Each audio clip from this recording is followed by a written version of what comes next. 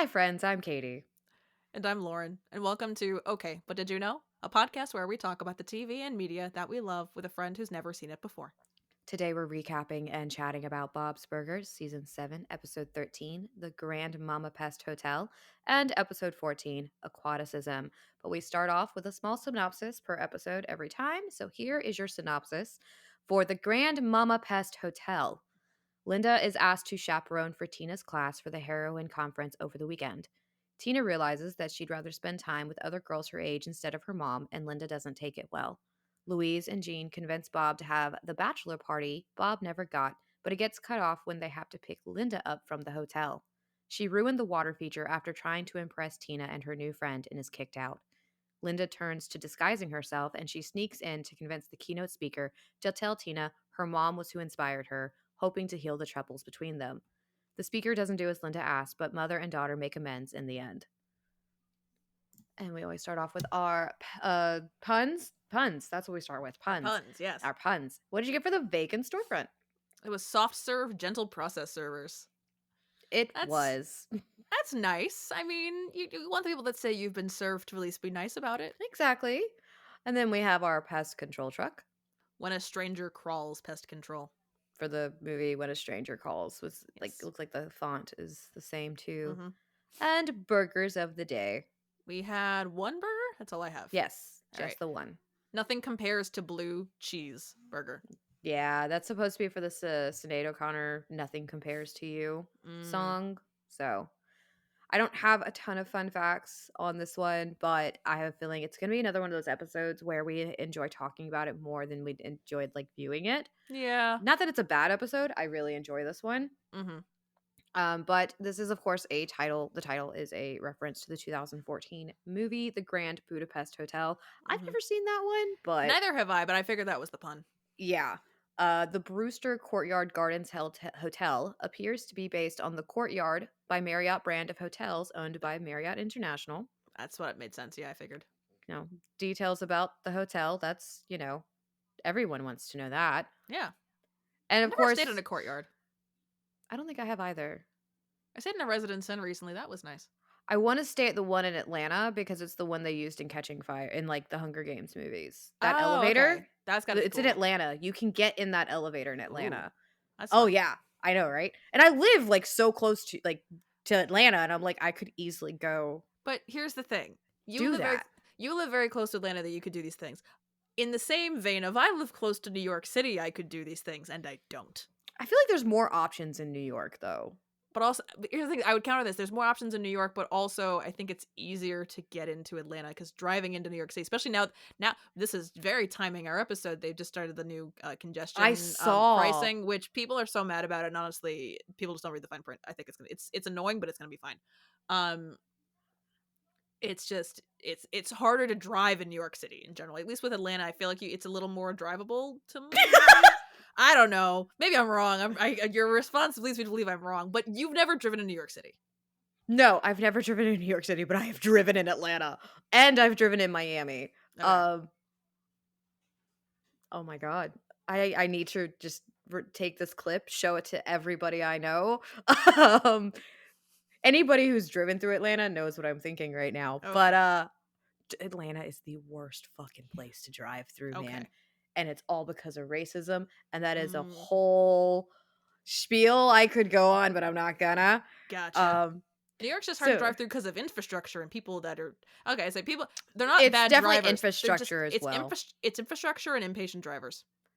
See, and that's the same thing with Atlanta, but Atlanta also has the Atlanta um airport.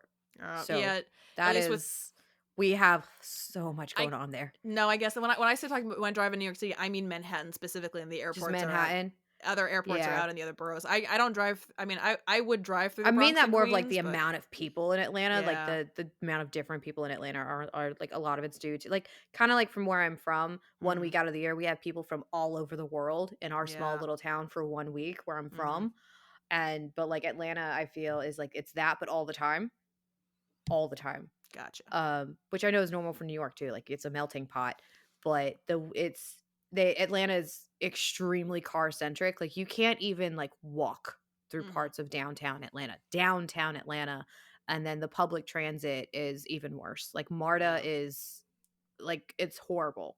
Um, to the point when they moved, so you've got the same with you guys. You got like your boroughs. Atlanta, you have OTP and ITP in the perimeter and outside of the perimeter. So like Mhm. Atlanta's huge. Like you have your downtown Atlanta, but Atlanta's like 3 times the size of just the downtown. Like it's Gotcha. humongous. And it's not on a grid system for most of it. Like there is no grid system because it's the South. Like we weren't Mhm. exactly created with that in mind. Yeah. So when they moved the Braves Stadium from downtown Atlanta in the middle of Atlanta, like it's crazy how hard it was to do anything with that stadium. But everybody could go to it. It's in the middle of downtown Atlanta. MARTA could get to it. Public transit can get to it. You can get there. They Mhm. moved the stadium and rebuilt it Oh. north of Atlanta. It's actually in Smyrna. It's not in Oh. Atlanta Gotcha. anymore. Public transit takes over an hour for most people to even get there if the Gotcha. bus will go there that day. Like it's really, really bad. Um, that is a whole spiel that I would love to talk about, but like Uh-huh. not the place. I'm just gonna Um, say, if anybody had an over under on our first tangent of the episode, I really hope you were right smack at that 3-minute mark. right? And it's about infrastructure. So far off the beaten path of what this episode's I about. had another like fun fact too. I Go had right one ahead. more, Sorry. Go and that ahead. was Louise mentions that Linda loves her hotel bathrooms. This is of course a callback to Eat Mhm. Spray Linda, where it's revealed she likes using the Royal Oyster Hotel's bathroom. Mhm. So she likes her hotel bathrooms. But I wrote down almost all I wrote down is lines. I That's have a it. lot. Also, if anybody wants that Atlanta spiel, I will happily do it and probably just throw it on Patreon. But I have There, thoughts. Anyways, there you go. so I lines. yeah, I have 6 lines written down. One, two, three, four, five, seven. Okay. I'll go first then. So it's, yeah. Mhm. So maybe something easy that doesn't cost money. I wrote this down because it is, you cannot walk out the fucking door anymore Mhm. without spending money. You No, yeah. cannot exist in the world without spending a damn dollar. And I, That's why I libraries are feel so that important. strongly. That is why libraries are so important. Just She's sucks so I have to. mad at the moon. I love it. Here's something fun and mandatory, said no one ever. I'm a chaperone. I don't have to listen to him. Ooh, tarot cards, freaky. Come on, deal me in. What's wild? Hi everyone. This is awkward. You think? She's gonna be wandering around up there all night. Yep, she belongs to the hotel now. I have that one also. My next one. I guess we're calling anything a courtyard now. Fine, I'm passing out. Then I guess you're cool with your face being drawn on. If it's tasteful. And then my last one that wasn't she belongs to the hotel now. She loves her hotel bathrooms and they fear her. I added that part. Oh, I wrote that one down too. Perfect. And then I got most of the pen off my face. Thanks, guys, for that. Wait till you see what we wrote on your back. To be fair, they did very like their drawing on his face was very I would say very tasteful. It was like they just extended his mustache. Honestly. It was, but I did really love that B story because it didn't feel disjointed. Everything felt like their chaos, like it felt like their chaos when they're together all the time, Yeah. I but would they weren't. It was nice. there was enough it was like there was enough of the B plot without it feeling like it was pulling from the A plot because there's times when the Hmm. when the B plots do feel kind of disjointed in that like it feels like you're like just like it's pulling you out of like just give me more A plot. Like so much is happening in the A plot like I just don't even bother with the B plot at all.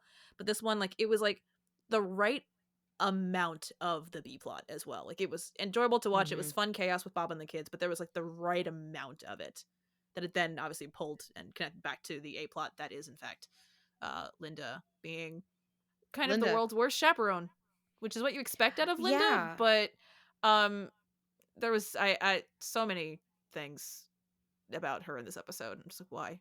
Why, honey? Why? She's trying really hard because She we've is. seen the issues before. Like her and Gene, rock solid. Like Oh he's yeah. a mama's boy. That's how that usually tends to be. We Yeah. see her issues that she has between her and Louise. We see that, Mhm. quite often actually. Mhm. And then so when it comes to her and Tina, we get a lot. I feel like we get more episodes surrounding Bob and the kids than we do like with Linda Yeah. and the kids, which is Mhm. fine. Yeah. Maybe it's a happy medium and I just don't realize it yet that actually it's pretty balanced. I wouldn't know. I'm looking at this. We're in season 7 right now. Yeah. So it could be different from what I'm actually thinking right now because my view is skewed. I've seen it all over and over again. I'm rewatching later seasons because Mhm. I've seen those less than the earlier, like to the point I restarted like season 11 or 12 now. Mhm. Like I think 11. Yeah. To the point I will turn on an episode recently and I'll be like, I don't remember this because Uh. it came out in the past couple of years. I've only seen it maybe 2, 3 times, Mhm. if that, maybe once, depending. So we've started doing that. So Mhm. I'm realizing my view is skewed because I'm always between watching this and of course just watching it. Yeah. So I'm constantly getting new information with this, I guess is what Yeah. I'm Was I saying. guess I don't have that issue. I guess with once because I'm not. There's no new episodes. The show's been off the air for almost 8 years. Holy shit. Yeah. Um. No, that can't be right. 6 years. No. Meaning whatever 7. I've said thus far 7 could years. change at any moment. 7 years. Everything, yeah. Once upon a time's You been off the got air for this. almost 7 years. I got there. I said 8, then 6. This 7's is the why we answer. don't do the math. The computer does the math for me. But there's no new content for me to be watching. So it's like nothing. I'm not watching different points because like Mhm. this show is a comfort show, but also I feel the need to watch a lot of it in order. So like it's That not a makes case. sense. It's also not a case of like I'm putting on random episodes. It's also a case of like I say this all the time. Streaming services should have shuffle buttons.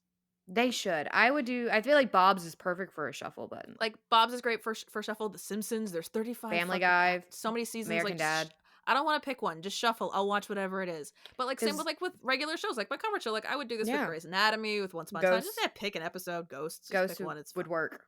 Oh, that'd Well, be like, so funny. and that's what it feels like when you go back, and I feel like we want that Mm-hmm. because of our age. I think we want that Yeah. because of our age. We're used to a shuffle button, essentially. We're used to Yeah. turning on the TV, seeing what's on, going, okay, what am I going to watch in this? Mm-hmm. And then you have options all at the same time. The problem is Yeah. now with media, yes, we have a lot of options. Too many, in my opinion. Like I It think turns. there's too many options. There's too much television. There's too there's your much. there's your title. It turns into decision fatigue. It really does. And like I know we kind of went through that before because it was still the same thing before. Of like I have like Yeah. it was the whole thing of I have 400 channels and nothing to watch Yeah. without looking at the fact that a lot of those channels are the same channels over and over again. Yeah. It's On like a there's different, like 5 million HBOs. there's like 5 million HBOs, 3 different Disneys, 2 different Cartoon Networks. Is Mm-hmm. Cartoon Network even a thing anymore? I think so. So That's where Steven Universe was. yeah, I think it's still a thing. I Like think so. that's the thing. Like, look, we have animation. The kids now have animation domination. We had what was it called? Late night. What was it? We We had had Nick Nick at at Night. Night. We had Nick at Night, and the one on Cartoon Network was Toonami. Yeah, Toonami. Toonami. I saw a video and they're not wrong, and I hate this. So remember when we were kids, Vaguely. back in my day, had TV Land had like Green Acres and other stuff from like the Yeah. 60s and 70s. TV Land plays Friends and How I Met Your Mother now. They do not. It's Green Day being classic rock all over again. I hate it. Anyways, We are in the fuck. generation. We're in the new generation of the 1985, song. But now it's 2003 or whatever this is. We're in that. We're in that now. I hate it. But we're not old. That's the thing. Well, it's Anyways. the line. I think it's the line from. I think it's Fred Green Tomatoes. We're too young to be old and too old to be young. Yeah, no, I could see that. But Linda's behavior through this is kind Yeah. of frustrating, but because I don't get it personally. Yeah, you're I'm a mom. you're a mom, but you're not Linda. Like No. I hate it. And I wrote this down. I was like, I hate when moms try to discourage other moms from enjoying their time with their kids because it only serves to make the mom who's the focus of the story act irrationally. Yeah. That's like It that's made a her trope go a that little bit happens crazier lot. than she needed to. Yeah. And I get it, like that's what Linda's so scared that's gonna happen between her and Tina, but all I can sit here and think is like we all see from the outside that of course it's a great relationship between her and her daughter. Oh yeah. But Absolutely. I get the fear of like it's her first kid. She's scared that they're gonna lose their connection, all the thing. I'm scared of that my kid's gonna go tween and we already butt heads a little bit because she's hormonal because Yep. that's that time that we are in. And I'm, Mhm. of course, as a mother, I see this moment of like, okay, yeah, I'm a little bit scared that she'll hate me, but I mean, I'm trying my best, and that's what Yeah. matters. I think Linda thinks she's trying her best, but in reality, she's actually pushing it a little bit further than she needed to. No, absolutely. I mean, and to be fair, to be going as far as the thing with the shampoo and the water feature, like that's definitely taking it way too far. But Yeah, she's clinging to Tina so hard because it's this thing is like when you hold on to somebody who doesn't want to be held on to, all you do is push them further away, and that's exactly. especially when dealing with teens. You kind of have it's not great for a lot of parents when they have these problems, but it's you have to let the kid kind of go a little bit Hmm. because if the relationship started strong, it'll come back. Exactly. So I think especially because I'm surprised we haven't seen a lot of like Linda kind of helping with like Tina's boy craziness ish a little bit. Because I feel Hmm. like Linda can probably help guide her a little bit with some of that. Yeah. But I'm surprised we haven't seen more of that at least in the last 7 seasons. But but this was also a thing of just of overnight school trips and stuff. There should Yeah. definitely have been more than 2 chaperones for that group. Yeah, you would probably need quite a few for that large of a group. Overnights, I think, does take a lot more parents Yeah, to be around. Not that I have any experience with this. I'm a homeschool no, parent. well, in my case, so when I was a senior in high school, my music department, they ran a trip. We did some kind we like basically the top levels of our chorus band and orchestra always went like every other year went to a music competition somewhere, like a Hmm. national music competition. And so there were a lot of kids. I think we filled about 3 buses, like 3 like charter buses worth of Wow. kids, because I mean there was some overlap, but it was predominantly like a full chorus, a full band, and a full orchestra, and our music department was huge. So I think I don't remember the exact total, but I want to say there was probably about 65, 70 kids in total. My God. um there's a lot of us, and because I figure this was about 20, 25 per group depending, and then there was overlap. But either way, I want to say we had a ratio of about 1 to 10 chaperone to kids Wow. ish. That sounds about, because we had all of our directors plus like an administrator, other teachers that Hmm. came, like we had a lot of chaperones per Which is group needed. And like, all I can basically, think is which this is is needed. 13-year-old girls. So I'm gonna do that whole like devil advocate of like they put too much trust on teenage girl like on girls from the beginning. They don't expect us to need as much. Like, Yeah, but also there's like we're going back into New Jersey is very strict laws. this is crazy. Like this, Like, it's the reality of like we like New Jersey would probably require a certain number of chaperones per kid, but then there's also the fact of the unrealisticness of a kid being able to randomly switch rooms to share with a kid from another school would not would happen. never There's too happen. much Like this is legalese. we're back we're back to the Mazel Tina thing of like that would never. I get it's the plot, but this would never happen. Good thing it's a cartoon. It's a good thing this is a cartoon because holy crap. But I wrote down at one point, oh, we're gonna have a conversation about tarot cards, aren't we?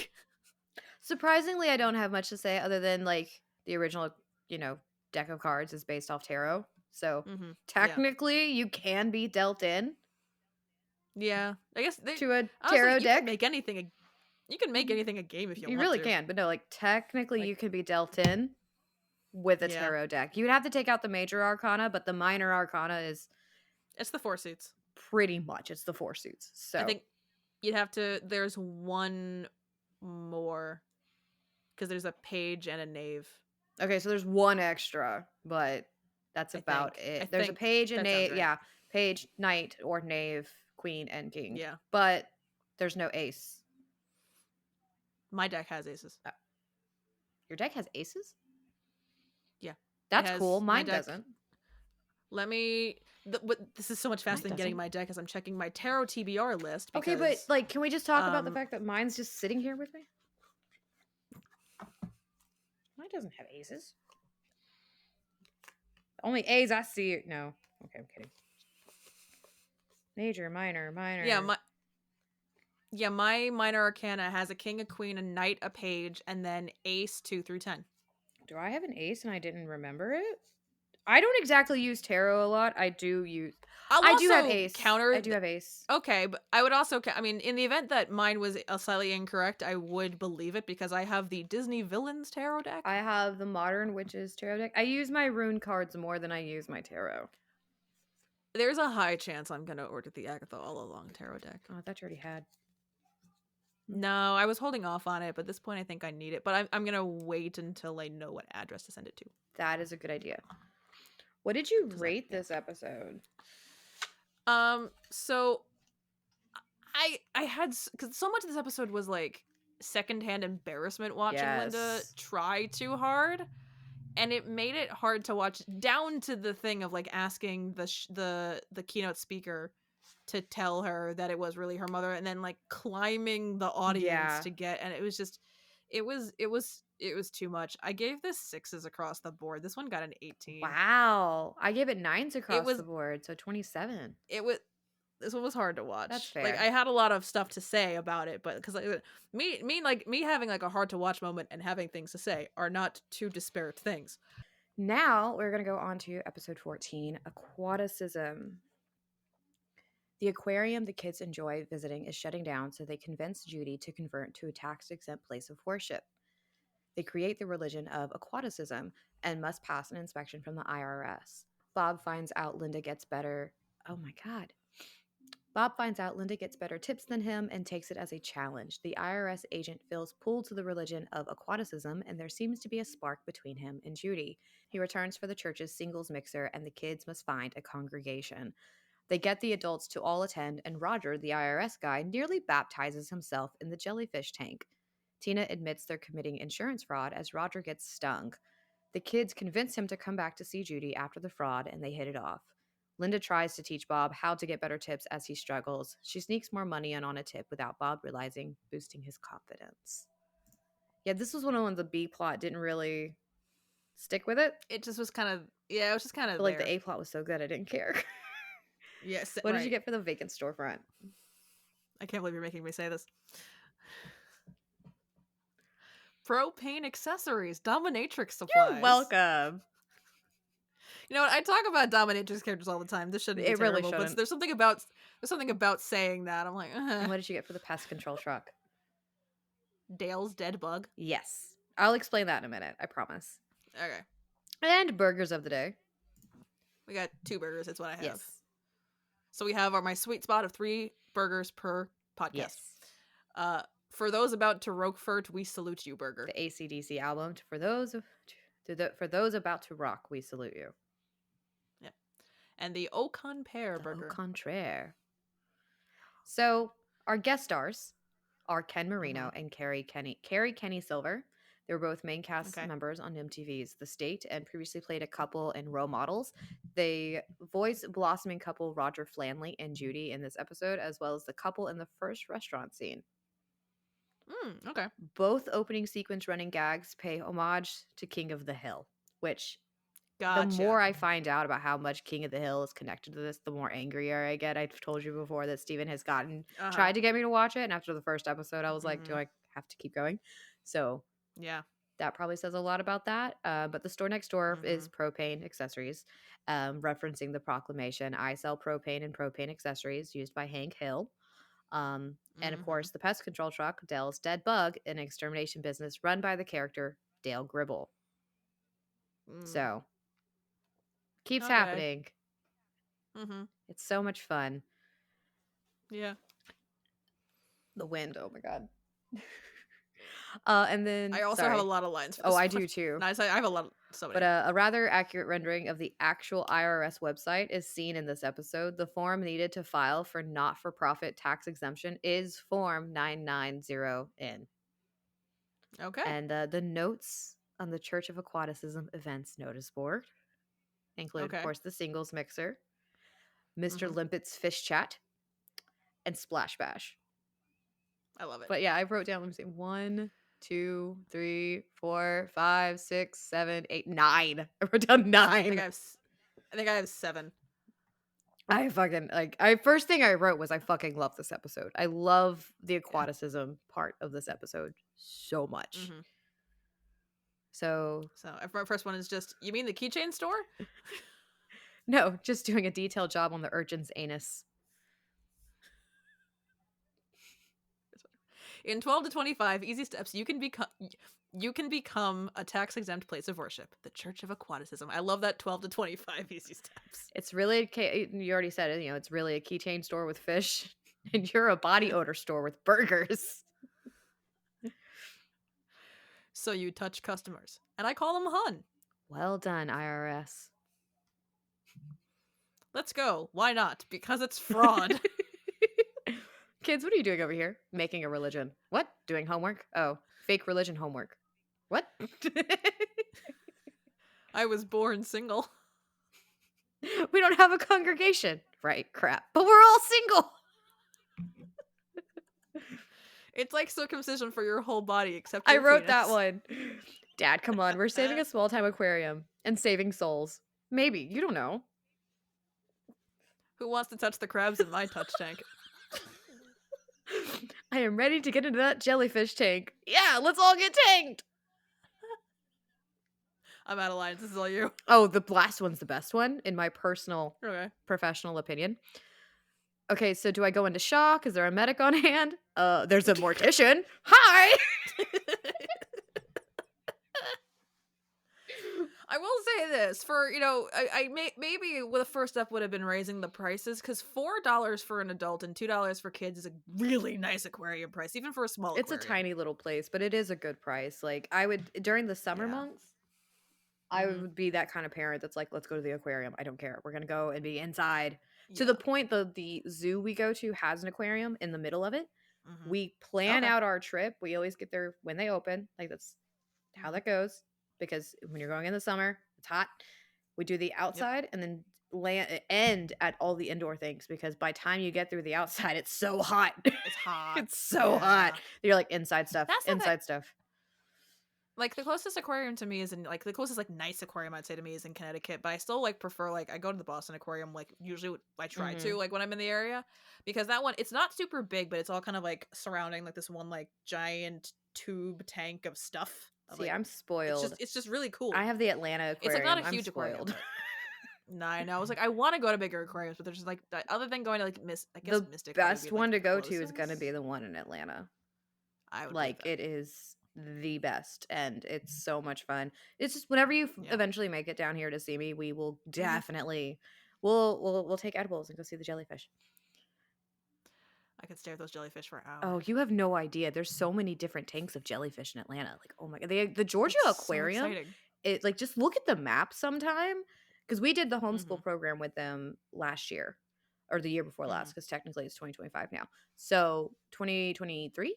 I want to say 2023, 24. We did the homeschool program with them. So we got to go like behind the scenes and everything. They have 2 whale sharks left. I got to see the whale shark like 5 feet from me at the top of the tank because of the homeschool program. They let us in the back to see the top of the biggest tank. And I think it's still is it the biggest tank in the United States? Probably. It sounds like it. Because it used to be whale sharks? They have 2 whale sharks. And Georgia Aquarium is still the largest so the Georgia Aquarium is the largest in the United States, 6th in the world. It used to be like the largest in the world.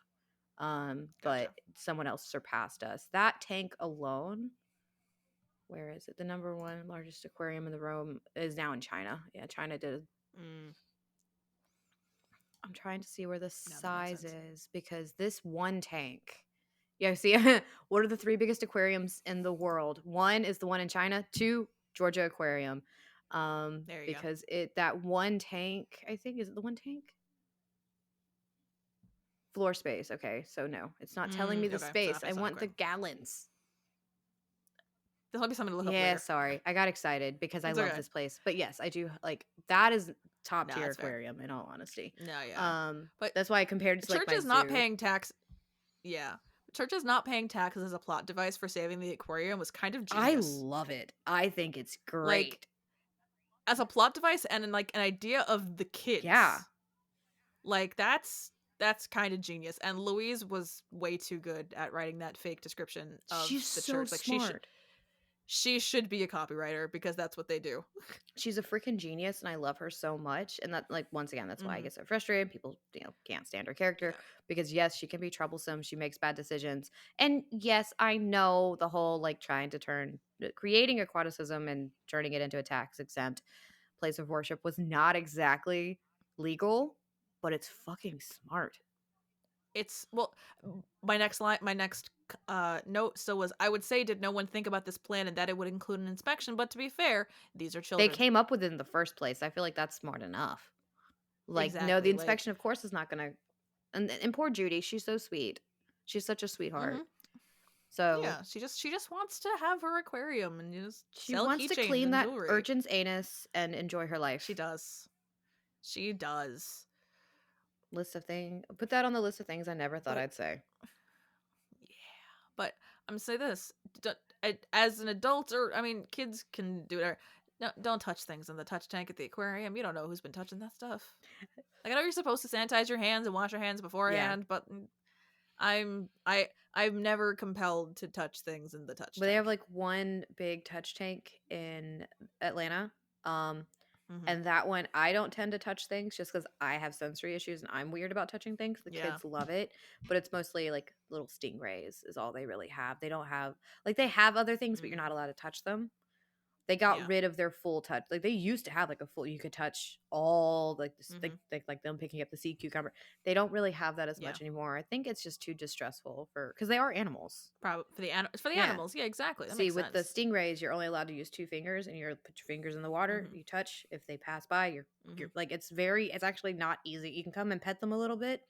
That's it. Like Hmm. they really and they have someone standing there the whole Okay, that's time important. in charge of That's the important. animals and like because like there's been multiple times we'll get it's upstairs because it's 2 stories. You'll get Hmm. up there and they'll be like you can't touch anymore. They're on a break. They Yeah. they need a break. So like No, it's fair. I appreciate when they do it like that. Not everywhere does. No, I appreciate that because that's Yeah. important.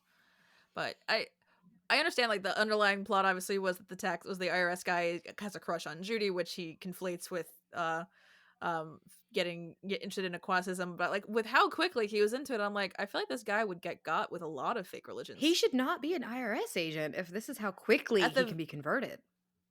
at the very least, he should not be handling these kinds of requests No. Like, because he how got many like religions yes, out he there fell were in love. created because of Roger? Like exactly right. Like it's too many. I'm sure too many. Maybe we can blame him for Mormonism. Who knows? We found Joseph Smith. He's working for the IRS. Honestly, among the things that come out about that religion, I wouldn't be Honestly. surprised. And like I say this as someone who's hypercritical of her own religion that she grew up with. Same. Religion should be critiqued for the absurdity that it Yes. is. It should be. And that's why I love being pagan. It's not a moral failing. It just is. Uh-huh. So, but at the mixer at the end, I appreciate they were trying to figure that out. But I was like, this mixer is convincing, awkward, but sad. I mean, yeah. Yeah, I guess if you have Gretchen It and was Mort and Teddy all in one place. and Teddy. Watching Linda and Yeah, Bob it try to was. flirt with each other, though, is actually genius as well in this episode. Yeah. Because my husband and I are going on six, like, even by the time this is coming out, actually, but on 6 years Hmm. together. And I think that's about how we flirt now. Like, we have Yeah. no idea how No, to flirt that's anymore. It's like, I caught you. Now what do I do? yeah. But the beat, and like as towards the end, I just went, dude, out of the tank. Get out of This the was like, tank. just get out of that tank. But for this one, I liked the B plot had nothing to do with the A None. plot whatsoever. But it was another case of it felt like there was the right amount of it that it was just kind of giving us a little bit of break, so it wasn't like too much of the same Yeah. thing They did constantly. really well with And how like, the amount. yeah, the amount this time. But Bob is just better at the cooking part than the people Yes. part. And there's nothing wrong with that. That's why he and Linda work well together. She's better with the schmoozing, but also it's, you know, we believe in equality and all that other stuff, but it's less creepy when like female servers pat you on the shoulder than it is when men do it. I think it's like It a just motherly is. thing. We're so used to like it's how we see men and women differently. No, yeah, it is. But it just is less creepy if a It woman does it than a is. man does it. So No it's just the offense, fact of she can men, but no, we have the whole like man or bear unless you have conversation. So exactly like unless you have a rapport, and it's same like when he was trying to do like the kind of like jibing or mhm. whatever at the old men, unless you have a rapport with the customers, it's just going to come across as mean or creepy coming And from you a have man. to let that come from the customer. As someone who is from Exactly. that was in that area of the Mm-hmm. world as a server and a Exactly. bartender, you wait until the customer starts doing that before you ever start messing around and trying to what jib jab, whatever you want to call it, with Yeah, a exactly. customer. You never start off like that. No, like I went out to dinner by myself because I do that sometimes, and I brought a book with me Mhm. because As one That's should. more or less why I went out, as one should. And I'd had the server before, but so I knew, and I was wearing, and she complimented my sweatshirt that I was wearing, my Stay Wicked, my pretty sweatshirt. And like she started off there, and like I guess she started with that, and then at that point she could tell I was open to some kind of Mhm. conversing, whatever. But then she's like, after she took my order, she's like, okay, I'm gonna let you read your book. I'm not gonna bother you. If you need anything, you let me know. Because I'm a reader, I get it. And like that kind of conversation would probably be awkward with a man than with a woman. It depends on the But man. it's the fact it depends on the Yeah. man. It depends on like on the dynamic. But it was a case of, I think she kind of gauged my reaction before she Which is kept you going, have to do. Like, there's which you customers have that to do. want you to just put your food down, walk away, no questions, no, Hmm. leave me alone, let me do it. And then you've got customers who don't know how to shut up. So like, it really is like, Hmm. that's the one of the biggest parts about working in F&B is being able to read people so you don't Hmm. offend, because you say one Yeah. wrong thing and there goes your tip. No, exactly. Well, towards the end, when after I was done eating, she asked if I want anything for dessert, and I said no. I said no, I'm good, just the check. She went okay, and like they put it was the Chili's. They have like those like things on the table. It's okay. The check is on there. If you change your mind, let me know. She's like, and no rush. I'm here till midnight, and I'm like, thanks. It was like 8 p.m. I wasn't staying there for four She's like, you got a hours, book. but I How long are you appreciate. staying? I was like, I stayed. I finished the chapter and then I left. It was appreciated, but this was I really enjoyed this episode. I thought it was a good balance of the A plot and the Mhm. B plot. I thought it's even though they had little to nothing to do with each other, there's a balance. There needs to be a balance there. If they have nothing to do with each other, there needs to be the right amount of B plot. It's when they have nothing to do with each other and there's too much B plot. I think I know why it works. We're Okay. seeing the little bit that we're seeing is the at home day to day. What's happening at Mm-hmm. home? What's happening in the family outside of the plot? Mm-hmm. Because that's what we're seeing. The Yeah. last episode is like, okay, the kids and dad are at home. What are they doing? So it doesn't feel Yeah. disjointed because we're seeing what they're doing. Same with this. Yeah. The kids are doing their thing with the aquarium. What are the parents doing right now? So we're not like not Yeah. never seeing them through the episode until the mixer. They're fucking Mm-hmm. around at the restaurant. Like it's done Yeah. really. It's you're just at home. You're at home with the Belchers, Yeah. and that's a really fucking smart way to do it. Like, Yeah. how do you fit in more plot? Give them their day to day. What is it? Which is Exactly. something And you would it's, do. it's the This is fact. a conversation and things you would do stuck in a restaurant all the time that doesn't have a lot of Mm-hmm. business. I would know. And I and it's also a personal thing but it's also come to the personal thing of it ends up being stories that we enjoy watching. Mm-hmm.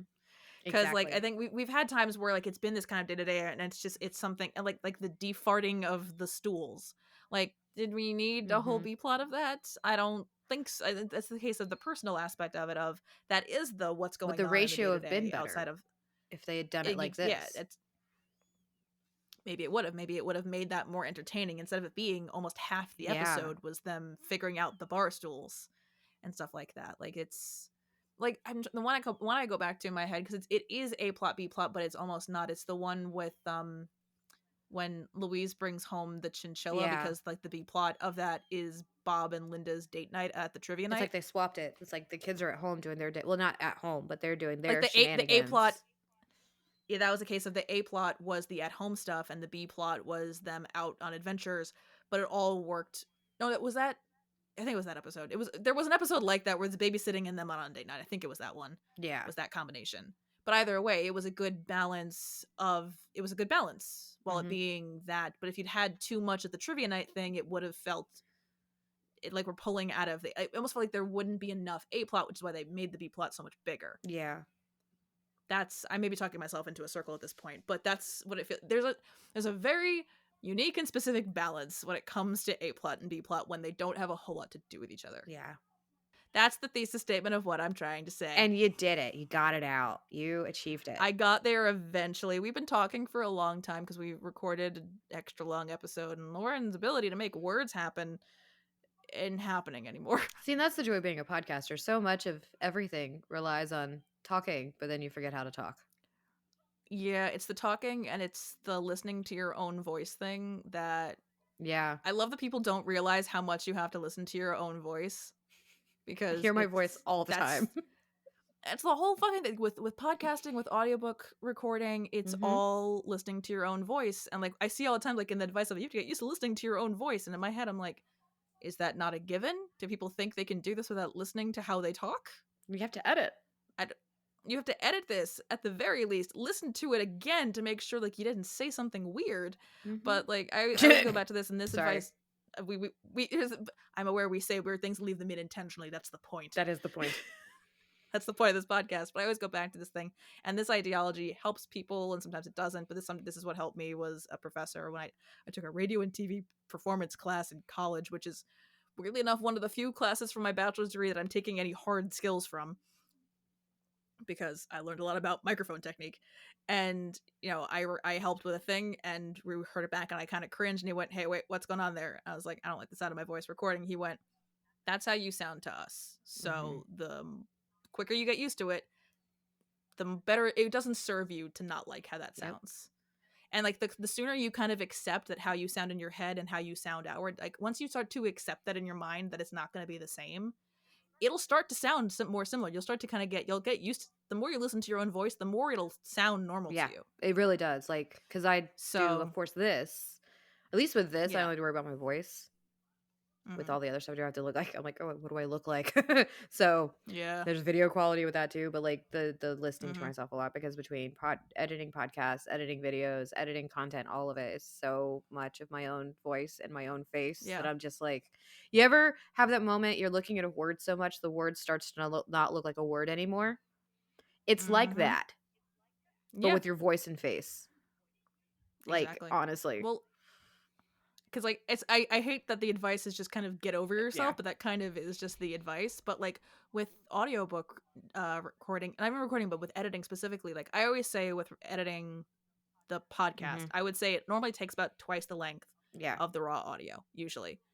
The same goes for audiobooks, but even more so because there's audio processing involved. But for the strict listening to my own voice, the Across the Abyss audiobook ended at 3 hours and 23 minutes of finished Hmm. audio. I don't even know how much raw audio I had, but I want to say it took about 8 hours to get that edited. Oh wow, that's a lot of work. Because I was so finicky with things. I was Frankenstein. At one point, I had to Frankenstein something because I just didn't want to have to record one sentence again. Hmm. That's also a case of decide if you want to edit it or just re-record it. That's up to you. But I would say between all the times I had to fix things and reprocess things, it took, I would say, 8 hours. That's 8 hours of listening to myself talk like this, where I'm reading things and it's a little more closer and more intimate, and I'm doing character voices and I'm trying to make things sound properly, and it's a performative voice, but it's my voice nonetheless. Exactly. So So, would you join Aquaticism? honestly, probably. It was very convincing. It looked like a fun religion, Yeah. and if I get to hang out with, because honestly, if the only way I commune with my religion is stare at the jellyfish tank, Oh, I'm set. I do that already. Right? Like, and that's They're so at least majestic. it's a religion. Like, I mean, like most religions, it is, of course, being formed for the purpose of tax exempt, Hmm. reasons. It's It's fraud. fraud. It is fraud. Look, guys, there's a lot of religions out there. They're all crazy. They're all If terrible. you ever are curious, just look at people who do religion studies. Like, there's content creators who have degrees Mm-hmm. in religion. Just watch their Mm-hmm. stuff and you'll be on the same page Yep. as us, I think. Like they're all Yeah. crazy. Mm-hmm. But it was very funny watching this after growing up in a church and being religious and now not being religious. So it was a Mm-hmm. funny episode. It's really enjoyable because if you view the church system as some of us do, as, not all of them should be tax exempt. It's very Yeah, funny to watch. And I will stand by I and would agree. proudly say with my chest that mega churches in no shape or form. We're recording No. this in January. I just saw all the footage in December of all of the Christmas performances that mega Mm-hmm. churches put on. Um, I'd rather places like Aquaticism be tax exempt. Just saying. Yeah, same. So it is what it is. That's my opinion, and I'm going to stand by it. But I'm with you. I really love this episode though. I have so much fun with this one. The So do I. lines are amazing. The kids are so much fun. Bob and Linda are just being a Mm-hmm. married couple, which who doesn't love watching a happily married couple in my opinion. Like I love TV that's Yeah, got happily married people because we rely as do I. far too much on the unhappy wife, unhappy life trope. And Bob's does not do that. Yeah, I feel like we rely a lot on the unhappy wife and the absentee father tropes Yes. very often. And this is a case of we have a happy marriage and good and productive and present parents. Exactly. And I think that's where this show turns wholesome, not just funny. Mhm. It's Yeah. episodes like this that, for some odd reason, even though it's fucking hilarious, I see the wholesomeness Mhm. that is Bob's Yeah. Burgers. And so Uh-huh. I love it. Love it so much. So Absolutely. naturally, we Mhm. know my rating. I assume this was a This 30 is for a you. 30, but I am curious of your rating. I gave it 9s across the board. This one gets a I'm not 27. mad I about that. really, really enjoyed it. It's a good time. It's just again, it's missing that special sauce of a 10. I can't fully explain It's it. missing its je ne sais quoi. That's all. Yeah. You need Yeah. that je ne sais quoi. It's I you went the smart route. I went it's missing that special sauce. I went French. You went French. You went in a different language. I went I French. went food. Naturally. As one does. Thank you all for listening. Join us next time when we discuss Once Upon a Time, episode 401, A Tale of Two Sisters. Don't forget to like, rate, and follow the podcast wherever you listen so you can be notified every time we publish a new episode. Follow us at OBDYK_pod on Instagram and TikTok. And if you'd like to join our Patreon, you can find the link with more details in our show notes. This has been an episode of Okay, But Did You Know? A TV and media podcast. It was hosted by Katie and Lauren and edited by Katie.